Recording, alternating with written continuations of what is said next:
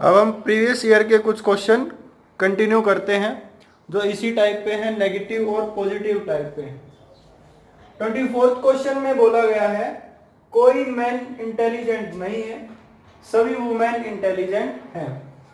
पहली statement negative हुई और दूसरी स्टेटमेंट क्या हुई, पॉजिटिव।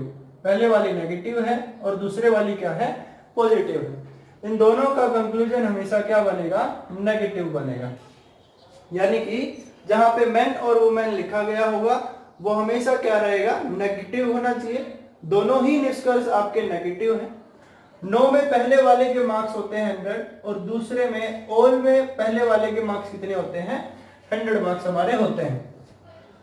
ऊपर मैन को 100 मार्क्स मिले, नीचे मैन को 100 मिले, बिल्कुल सही है। वुमेन को ऊपर 100 मिले और नीचे भी वुमेन को 100 मिले तो कंप्लीट मार्क्स ले रहा है, यानी कि सही है। नेगेटिव है इस वजह से सही है।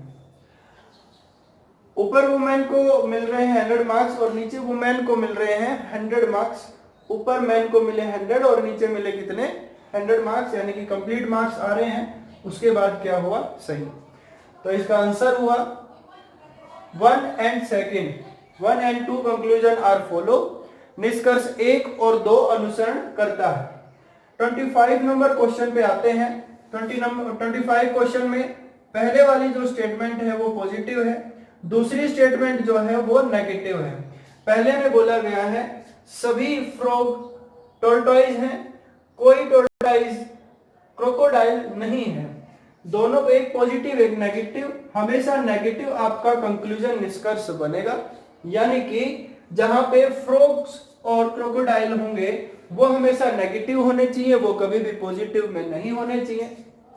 तो ध्यान दीजिए, सेकंड नंबर जो आपका कंक्लूजन है, निष्कर्ष है, वो आपका पॉजिटिव में दिया गया है। तो पॉजिटिव हमेशा क्या हो जाएगा, गलत हो जाएगा। यहाँ पे फ्रॉग की वैल्यू कितनी है, 100 है और यहाँ क्रोकोडाइल की वैल्यू है 100। क्योंकि ऑल के सब्जेक्ट के 100 मार्क्स होते हैं और नो के ऑब्जेक्ट के मार्क्स और सब्जेक्ट के मार्क्स दोनों ही आपके क्या होते हैं, 100 मार्क्स होते हैं। कंक्लूजन में यहाँ क्रोकोडाइल 100 मार्क्स का है स्टेटमेंट में और कंक्लूजन में भी 100 मार्क्स का ही है। स्टेटमेंट में फ्रॉग 100 मार्क्स का और कंक्लूजन में भी 100 मार्क्स का है, यानी कि सही हुआ। ओनली कंक्लूजन 1 फॉलो, केवल निष्कर्ष 1 अनुसरण करता है। तो 24वां 25वां क्वेश्चन हमारा सोल्व हुआ। ऐसे ही क्वेश्चन नंबर 26 से 26वें क्वेश्चन पे आते हैं। 26वें क्वेश्चन को सोल्व करके आपने बताना है कि इनमें से कौन से वाला निष्कर्ष हमारा सही रहेगा और कौन से वाला निष्कर्ष आपका गलत निष्कर्ष है। हम क्वेश्चन नंबर आते हैं 27वें पे। 27वें में कहता है कि कुछ स्कूल बेंचेज हैं, कोई बेंचेज टेबल नहीं है, कोई बेंचेज टेबल नहीं है। ऊपर वाली स्टेटमेंट पॉजिटिव है, नीचे वाली स्टेटमेंट नेगेटिव है। हमेशा कंक्लूजन बनेगा आपका नेगेटिव का। यानी कि आपका जो स्कूल और टेबल है वो हमेशा अगर एक साथ आएंगे तो वो केवल और केवल नेगेटिव ही कंक्लूजन में आ सकते हैं। वो केवल नकारात्मक ही निष्कर्ष बन सकते हैं अगर स्कूल और टेबल जहां पे एक साथ होंगे। स्कूल टेबल यहाँ पे पहले वाले निष्कर्ष में एक साथ है और स्कूल और टेबल आपके लास्ट वाले निष्कर्ष में एक साथ हैं। और ये दोनों ही निष्कर्ष आपके पॉजिटिव हैं, पहले वाला पॉजिटिव है और लास्ट वाला पॉजिटिव है। तो नेगेटिव आपका निष्कर्ष बनना चाहिए, पॉजिटिव नहीं बनना चाहिए था। तो दोनों क्या हो गए, गलत हो गए। अब यहाँ पे दूसरे वाले निष्कर्ष पे आते हैं। दूसरे वाले निष्कर्ष में बेंचेज और स्कूल का यूज किया गया है। बेंचेज और स्कूल का यूज किया गया है। बेंच और स्कूल लिखा गया है ऊपर वाली स्टेटमेंट में, तो ऊपर वाली स्टेटमेंट का ही हम बेंच लेंगे। यहाँ पे स्कूल के 50 मार्क्स हैं और नीचे की तरफ 50 मार्क्स हैं। ऊपर बेंच के 50 है, यहाँ 50 है।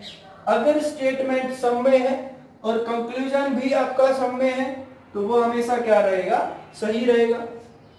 सम वाली स्टेटमेंट को कभी भी आप ऑल में नहीं बना सकते हो। कुछ वाले कथन को कभी भी आप सभी के निष्कर्ष में नहीं लिख सकते हो।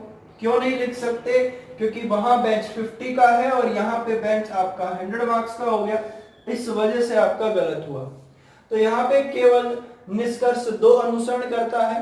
Only conclusion second follow. आते हैं 28 पे। 28 में कहता है कि कोई गर्ल पैरट नहीं है, यानी कि नेगेटिव स्टेटमेंट है। सोम्या एक लड़की है, सोम्या एक लड़की है। यहाँ पे कोई नेम का यूज नहीं किया गया है, तो शायद आपको पता ही होगा कि यहाँ पे हमें क्या लिखना है। तो ये क्वेश्चन भी आपको खुद ही सोल्व करके मुझे बताना है, क्योंकि हम ऐसे 3 से 4 क्वेश्चन सोल्व कर चुके हैं जिनके सामने नो नेम रहता है, कोई नेम नहीं रहता है। उसके बाद में क्वेश्चन आपका बिल्कुल आसान है कि पॉजिटिव का नेगेटिव नहीं बना सकते, दोनों को मिला करके केवल आप नेगेटिव ही बना सकते हो। यानी कि जहां पे भी पैरट और सोम्या रहेगा वो हमेशा नेगेटिव में होना चाहिए, अगर वो पॉजिटिव में मिला तो गलत हो जाएगा। क्वेश्चन नंबर 29 पे आते हैं, 29वें क्वेश्चन पे आते हैं। लिखा गया है कि कोई कैट डॉग है, सॉरी 29वां जो क्वेश्चन है उसमें बोल रहा है, 29वें क्वेश्चन में कुछ कैट डॉग हैं, कुछ कैट डॉग हैं। लिखा गया है कोई डॉग टॉय नहीं है, कोई डॉग टॉय नहीं है। एक स्टेटमेंट पॉजिटिव है, दूसरी स्टेटमेंट नेगेटिव है। हमेशा नेगेटिव ही आपका कंक्लूजन बनेगा, यानी कि जहां पे भी कैट और टॉय होंगे, कैट्स और टॉय होंगे, वो हमेशा एक साथ नेगेटिव कंक्लूजन, नेगेटिव निष्कर्ष में ही आ सकते हैं, वो कभी भी पॉजिटिव निष्कर्ष में नहीं होंगे। पहले वाले में देख लेते हैं कि कैट और टॉयज कहां लिखा गया है। कैट और टॉय लिखा है सेकंड वाले में, वो एक पॉजिटिव स्टेटमेंट है, और पॉजिटिव कभी भी कंक्लूजन सही नहीं होगा।